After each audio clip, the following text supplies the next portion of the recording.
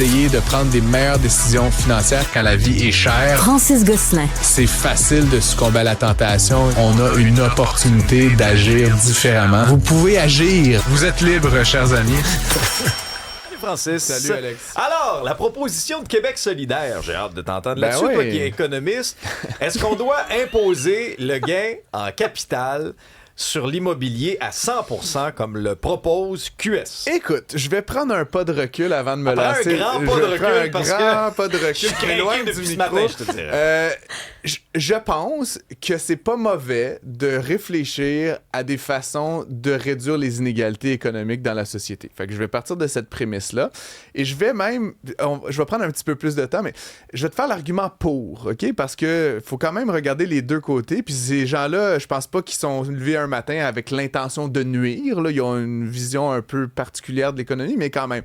Le logement, c'est pas un actif financier comme les autres. On s'entend? C'est dans la pyramide de Maslow, c'est la base. Puis à la limite, l'épicerie est dans la même catégorie. Puis c'est pour ça que Québec solidaire veulent d'ailleurs faire des épiceries publiques. Là. Tu comprends? Dans leur tête, là, le logement et la bouffe, c'est hors marché. Tu sais, c'est l'expression favorite de ces gens-là. Et il y a quand même une partie du gain dans le domaine de l'immobilier, Alex, qui est pas mérité. C'est-à-dire, tu as acheté un bien, puis peut-être que la ville a mis un parc, a construit une station de métro, a rénové la rue. Tu comprends? Il y a une partie de l'appréciation de la valeur que c'est pas genre ton effort, puis t'étais tellement smart que t'as bien investi. T'étais juste là au bon moment, puis ben la valeur s'est appréciée parce que collectivement, on a rendu nos villes plus denses, plus belles, plus etc. Fait que là-dessus, tu sais, c'est la raison d'ailleurs pour laquelle on impose à 50% le gain. Et la dernière affaire que je trouve intéressante, c'est qu'il faut quand même un peu changer les incitatifs. Je le dis souvent quand je fais des conférences, Alex. Ce qui est malheureux au Canada depuis longtemps, tu sais, notre productivité qui augmente pas, etc., c'est parce qu'on dédie trop peu de notre argent. Puis tu sais, c'est de la quantité de capital dans une économie dans une année, elle est finie. On met trop d'argent dans l'immobilier et trop peu dans des machines, de la propriété intellectuelle, de la R&D. Pourquoi? Parce que l'immobilier augmente tout le temps, dit-on. Et donc, coudonc, Puis, tu sais, donc, tous les Canadiens ont cette espèce de rêve d'accéder à la propriété parce que ça va te rendre plus financièrement indépendant, plus riche, etc. Et donc, ça nous désincite d'investir dans... Donc, c'est une logique à très court terme, très individualiste, qui pénalise le collectif. Bon. Là-dessus.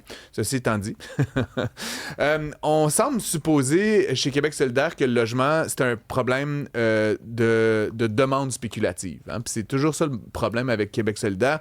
Ils veulent punir les méchants spéculateurs, mais ce faisant, qu'est-ce qu'ils font? Ben, ils tuent à peu près tout le monde, notamment ceux qui construisent du logement, qui rénovent du logement, qui possèdent du logement. Puis il en faut de ça. On est dans une période actuellement où on vit quand même encore un peu une forme de pénurie. Ça s'atténue à la marge, et donc là, ce qu'il faudrait faire, c'est encourager les gens à investir, et Québec solidaire propose une mesure punitive, dans le fond, pour dire ceux qui mettent de l'argent dans l'immobilier, on va les taxer davantage, donc on désincite de fournir de l'offre.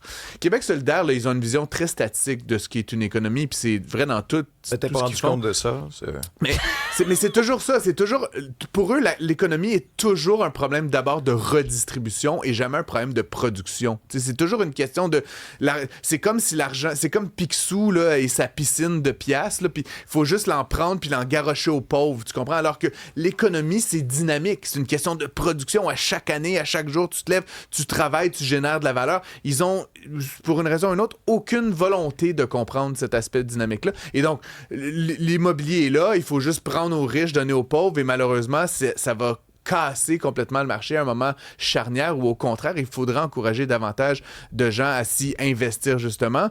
Et donc, cette confusion qu'ils entretiennent entre spéculation et investissement, surtout venant de gens, on va se le dire, là, qui est leader de Québec solidaire, c'est pas des entrepreneurs, c'est pas des gens qui ont risqué $1 dans leur vie, c'est beaucoup des profs d'université, des gens, tu sais, qui ont été travailleurs sociaux, des gens, tu sais, qui ont essentiellement été des salariés. Donc, il y a personne là-dedans qui a jamais ou très peu pris un risque avec $1 au risque de le perdre. Et donc, ils ne comprennent pas cet univers-là. Et donc, pour eux, tout investissement est donc spéculation. Et donc, c'est mal. Et c'est pour cette raison, potentiellement, que le Québec, sous ce régime-là, resterait fondamentalement très pauvre, malheureusement. Mais moi, ce qui me fait décrocher là, dans ce genre de proposition-là, c'est que là, on met tout le monde dans le même bateau. Là, là à l'exception d'un propriétaire occupant, là, OK? Si quelqu'un, je sais pas moi, a travaillé fort toute sa vie, a acheté un petit duplex, l'a entretenu, tu pendant des années, en a pris soin, puis dans son esprit, c'est un peu ça, là, son fonds de pension, puis il l'aurait revendu à l'aube de sa retraite. Ouais. Lui, il est pénalisé. Oui, bien sûr. Lui, là, c'est un propriétaire crosseur, un spéculateur, c'est terrible. Mais Pourquoi? Alex... Non, mais attends, Francis, pourquoi on va pas plus, par exemple, là, comme ce qui se fait, je te donne un exemple à Paris. Ce qu'on veut faire, on veut doubler la taxe sur les appartements vacants. Ben, pourquoi pas? On s'est attaqué au Airbnb. Ça en est un autre exemple. Qu'on construise comme à Vienne davantage de logements sociaux. À Vienne, sont 1,9 million de personnes. Savez-vous, il y a combien de logements sociaux à Vienne? Il y en a 420 000. Peut-être que la réflexion devrait, à mon sens, davantage aller dans ce sens-là, plutôt que de commencer encore une fois, à montrer du doigt les gens qui ont bien réussi. Ah oui, vous êtes riche. Plutôt que de poser la question, hey, toi, t'as bien réussi dans la vie. Comment t'as fait? C'est quoi son truc? Ben non, au Québec, on va aller te taxer. On va aller te chercher de la dernière pièce que tu vas avoir dans tes shorts. Là, on va aller te la chercher. Puis on en parlait avec Yannick Parent dans notre émission. La plupart des investisseurs immobiliers sont de petits investisseurs, ont une dizaine de portes, par exemple. C'est pas de grandes entreprises. Oui, effectivement. Mais encore, je réitère, et rappelons-nous les taxes oranges telles qu'elles avaient été décrétées. Ils étaient tous millionnaires. Hein? Oui, mais non, mais c'est ça. Mais cette idée, pour Québec solidaire, encore une fois, le $1 million est un chiffre abracadabrant, complètement hors de portée, je veux dire. Et c'est correct. À la limite, ils pédalent leur affaire à leur petite gang de monde, là, mais puis encore une fois, je trouve ça fou qu'on passe autant de temps à en parler ce matin, parce que c'est un parti qui est complètement devenu, impertinent dans la conversation. Ça nous fait du bien, Francis. Oui, mais je veux dire, et pour cette raison, moi, je l'ai dit souvent, Alex, puis je le dis sans fausse, c'est un peu une blague, mais un peu sérieux. Je vais citer Denis Coderre.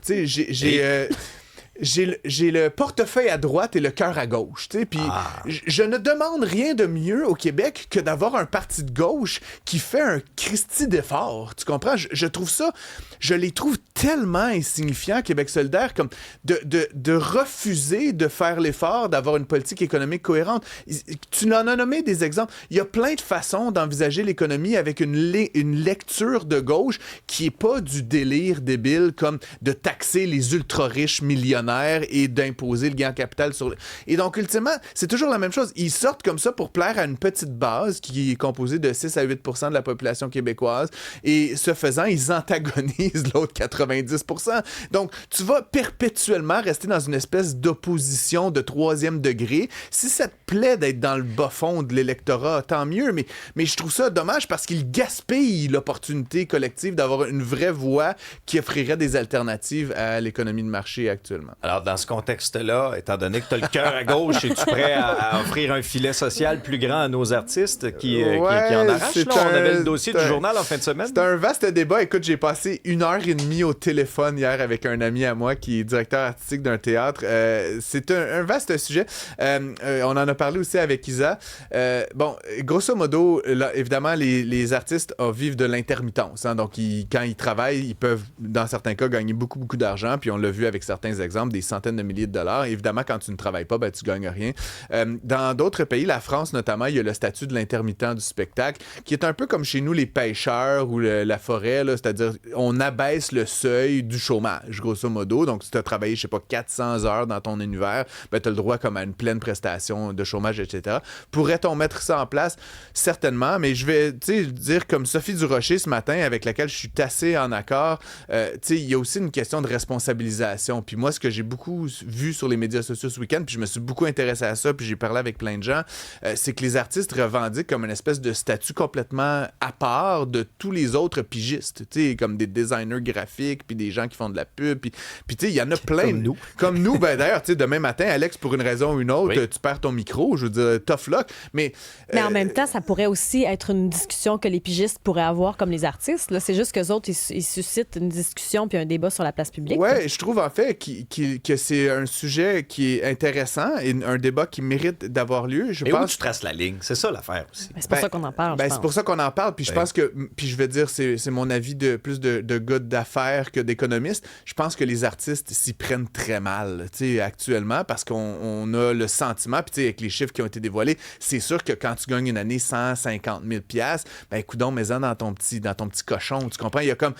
Parce qu'il y a des gens qui gagnent toutes les années 40 000 ou 50 000 000, puis d'autres années, rien. Puis, tu sais, comme la variance, je vais dire ça comme ça, est beaucoup plus grande dans le domaine de l'artiste. Et donc, on ne jouera pas du violon pour des gens qui ont gagné des 150 puis des 200 000, même si c'est suivi d'années plus difficiles. Il y a comme un... Mais Michel Laperrière nous disait que c'était pas vrai que tous les artistes pilaient pas leur argent, puis c'est pas tous les artistes qui rencontrent 150 000. Puis il y en a qui parlaient aussi des heures invisibles, donc t'es pas payé pour les heures que tu apprends tes textes. Il y a dans tous les domaines de la pige, tu comprends? Mais je serais pour être payé mes heures travaillées. Oui, certainement, mais à la fin, il y a qui paye, tu sais, puis est-ce que c'est Ginette l'infirmière, est-ce que c'est Jean-Guy le soudeur qui doit payer pour que l'artiste il puisse, tu sais, moi il y a une affaire que j'ai trouvé indécent, puis Rémi Villemur l'a fait là, en entrevue, puis bon, j'étais un peu hors de moi, mais tu sais, cette idée que tu veux tellement pas travailler comme comédien, t'es tellement righteous que toi, c'est de jouer ou rien.